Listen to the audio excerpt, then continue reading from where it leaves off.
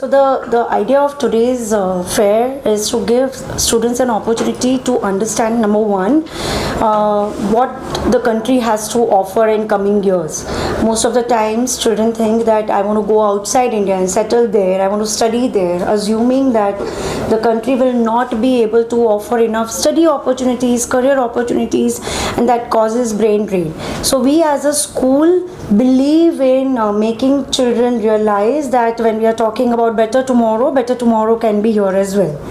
So this was our attempt where we started with a panel discussion on India as emerging superpower in terms of educational opportunities, what kind of different job options are there, and how these jobs can be well-paid jobs to meet their aspirations about having luxurious lifestyle.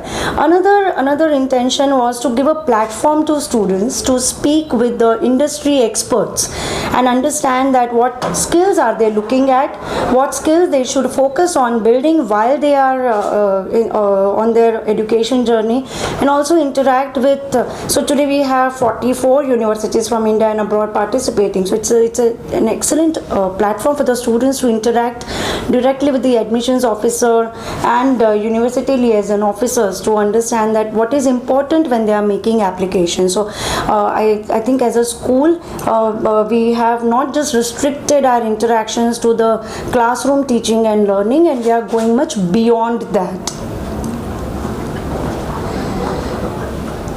Any question? Normally it is a social stigma. I mean, rich parents just want for a pension to go their children to abroad and study and all this. So basically, are they not able to understand what kind of capacity we as an Indian education system have? What is it? So I think partially your question is right. So I think there needs to be a greater awareness of what kind of educational systems exist in India. And some of the most outstanding institutes are in India. So I think even schools need to sort of display these characteristics of Indian education system. Otherwise, many of the times, especially in elite schools, they feel that when you go overseas, you get a better education and you come back more prepared.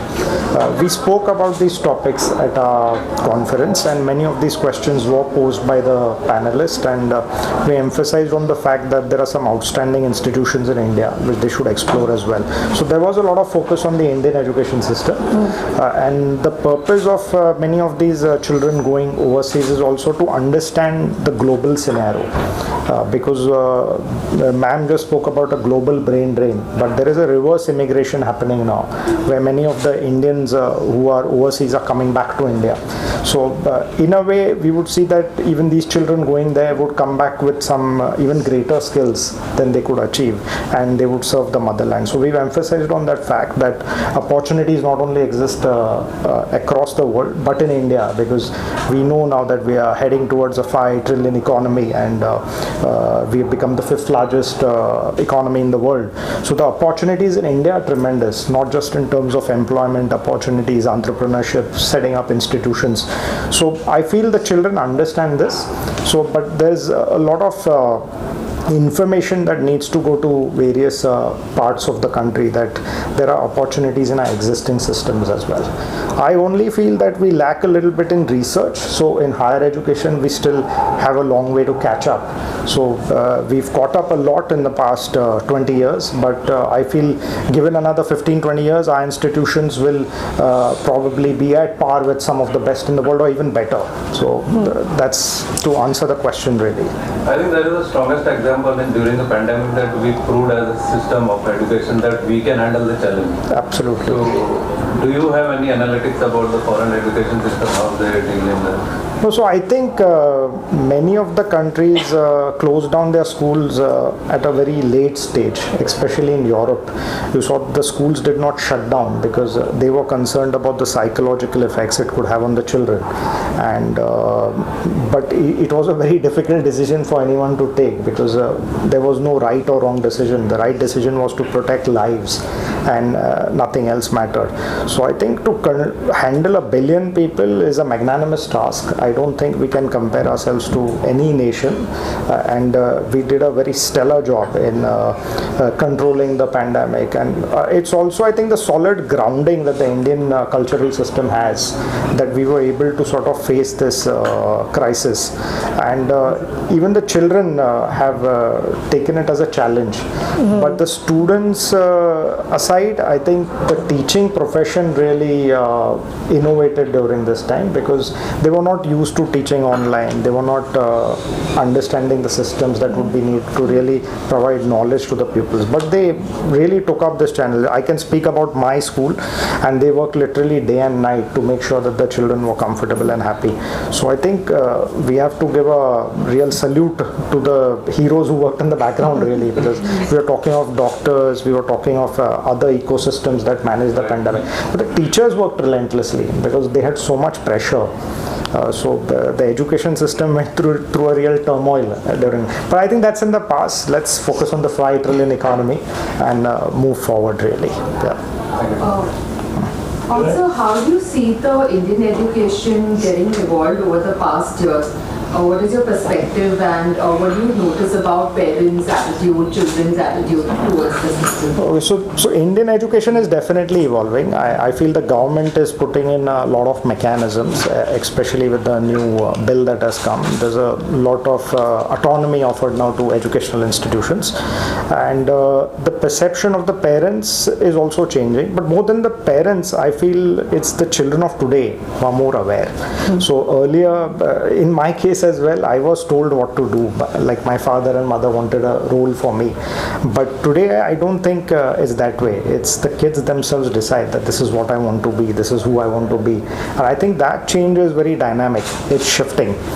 So India, again, I can say is divided into 2 areas. एक हमारा भारत है और एक India है. So that divide is great because सारे systems एक साथ यहाँ काम करते हैं. ICSE है, CBSE है, SSE है. So we need to sort of amalgamate all these systems and have one sort of consistent approach towards growth.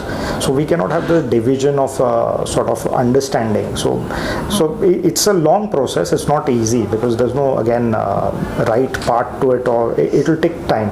But I feel in the next 15-20 years, India will be a great hub for education. We've not been able to capitalize on that. Like, there would be fairs, say, in America and Europe, and they'll say, हमें India जाना है, पढ़ने है. We want to go to India to study. So that reverse brain drain, I'm not just talking in terms of our people coming back, but I'm talking of even education tourism. They should come here because almost it's a $60 billion market when I purely talk in terms of the ecosystem. And we spoke about teachers' salaries, we spoke about research facilities. So all this money can come from overseas, which can be invested into the infrastructure of our country.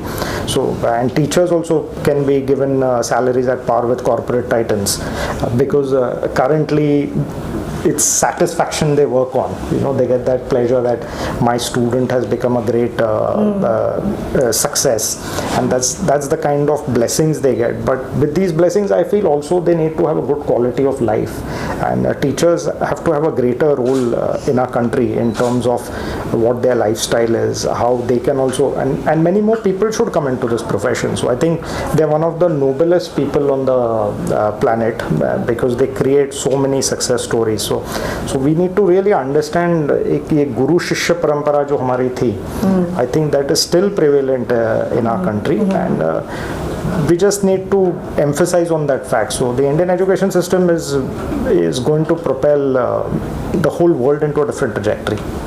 So we also have various streams, like we have an ICSE, we have a CBSE, we have an IB. So what is the difference between these streams, and do you think someone who studied out of an SSE medium is less privileged vis-a-vis someone who's passed or graduated from an ICSE? And do you think there is any difference, or we can say that, you know, every education system is unique in its own way and they all offer, at the end of the day, they all, students come out brilliantly? Yeah, so I wouldn't divide it into privileged or less privileged. Certainly that exists because I explained that, and I think that is because a lot of people don't have access to good schools. There's no infrastructure. infrastructure, also the lack of facilities and parents not being able to afford a quality education. But that said, a lot of the government efforts are now paying effort, because a lot of the government schools also getting as good as sort of private schools. But different systems exist for different reasons. One could be, of course, there's a certain traditional methodology that parents want ICSE education, some want SSE education. So I think all can coexist. There's no right or wrong system. And in terms of quality, I think an SSE school can be equally as good as a IB school, or ICSE school can be as good as a CBSE school. So it's not really differentiating the syllabuses. It's that particular school, that how the teaching is done there and what kind of education you impart to them. So, like if a child wants to go in a certain area which is very sort of physical to the needs of Bharat, then they may go into that particular system. Then probably this education will not be relevant. So I think it entirely depends on what the child really wants to do. I'm also a great proponent of bringing in the traditional educational systems back into the forefront. When I say traditional, they are very scientific, they are very knowledgeable, because we've forgotten these systems over a period of time.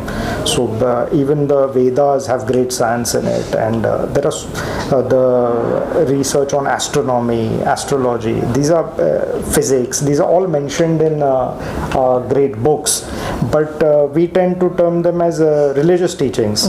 They are technically scientific manuals which have to be given out to the world, and I feel when our students again come back, they would probably understand the relevance of this. So somewhere we need to push this also to a certain degree. So it may seem a bit awkward at first, but there's so much knowledge in our Indian systems, and one of the reasons why Indians have become successful across the world is because of the solid foundation they've had in India. Correct. So that solid foundation we should never lose.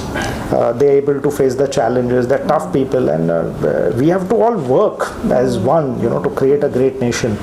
After maybe we become the superpower or number one, then we can look at the luxuries, or okay, we can do what we want. But today I think the combined wisdom of people is needed to get everyone together and make our nation great. I think that pride has to come. At least in my lifetime, I'm sure it will come. But if it doesn't come, then it's the next generation that will achieve it. So it's a long process. So post-pandemic, how is the education fair panned out to each of you, and to your expectations, or below or better? No, I think we are back to normal now. We are back to normal. I think it was only a window period of about a year, and students were wanting to come back to school, because I think they were now tired of being on their screens. So they really wanted to come. And that social interaction can never change. आप कितना भी कुछ भी कर लो virtual learning, एक physical social interaction जो होता है उससे एक अलग means students like it. So do the teachers, I believe. Absolutely, absolutely. Talk about the career fair, what's the response? So excellent. In fact, you would have seen that we have a limited capacity of each room. So we reached a stage in panic mode day before yesterday in the evening that we had overflowing registrations. But the purpose is that maximum students gain out of it, right? So in the afternoon, the university fair that we have kept it free flowing. So last time when we had it in person, we had 400 plus people participating. Today as well, we are expecting the same number of people. I will know the exact count at the end of the day. But yes, we are very happy with the turnout. The best part is it's not only DY Patil students who have participated today. We have lots of outside of DY Patil school students participating. So yes. What is the role of technology in building an education infrastructure? Like of lately, a lot of schools, colleges, universities adapting new measures, new technology. So can you share your point of view on that? So technology, I think, is pervading all sectors of society, including education, and it's rapidly changing the way educational institutes are evolving. I'm a little cautious when it comes to technology, because we have 1 billion people in our country which need to be meaningfully employed and deployed. So if technology takes over every aspect of our working, I think we need to think about how jobs can be created for everybody. So I'm a little cautious on that front. But that said, the good part is many people don't have access to education, and we've been speaking of democratization of education. So when we speak about privileges, that certain children can only go to certain schools because of money, so that will change, because you will have the best teachers from across the world offering the best education to someone sitting in the remote corners of India or the world. So technology definitely will democratize education. How the internet has got so much knowledge to the people. Today we know about science, we know about medicine, we know about so many subjects that we didn't know. We had to rely on experts. But that expert is now sitting in our phone, so we can refer to that expert. So technology will change the world dynamically. I think we are looking at a very different world in the future. So, DY Patil, the group is a very well-known and prestigious group. I mean, we've been hearing about the group since ages, and you all have made some considerable developments in the education space. So, any thought or any contribution that you think one must make towards rural education? I think that is something which I see as somewhere neglected, like for everyone. Yeah. So do you think that as a country, as a team, all of us should contribute? What should we do to contribute towards that sector? So I think it's more of a sort of a policy decision that we'll need to take as a combined society. Because one is the problem of teaching faculty going into the rural areas. Everyone wants to come to the cities. Nobody wants to teach in the rural areas. So technology can be a great enabler. So this concept is already happening in a sense that we have our temples, we have our community centers where little units could be set up with maybe 1 or 2 teachers who are trained in the city, and we could transmit information through the internet, and some basic teaching could start at those levels. So I think that's the only way to reach the rural areas. Also, there is a lot of impetus on the development of the rural economy. What was happening, say 20-25 years ago, is the rural economy was not really taking off, and people were coming to the cities. And why do they come to the cities? It's because they need money, they need jobs, and those jobs were not available at the rural level. So to develop the rural areas, now we have courses in agriculture, agricultural engineering, we have courses in biotechnology, where 90% of the students are from the rural areas. There are none from the cities. So again, they would go back to their areas and start factories, farming, storage facilities. So there's a huge ecosystem that can be created in the rural areas. So there is a lot of movement happening, but like I say, there's a divide, the Bharat and the India. And I think India will probably realize that Bharat is greater than India, because the real economy is 80 or 70% of our rural mass. So again, if we focus on developing the rural economy, automatically these educational systems will have no choice but to go there. Policy, we can see that the government is looking, okay, the education industry is looking at what is missing, the gap, and I think the teaching of skills that we talk about mostly in the international education will be there in the new education policy. So we are looking at approaches to learning skills, the 21st century skills that we want to give to our students to be ready for life. So that, I think that's a good thing about the new education policy. Yeah. Thank you.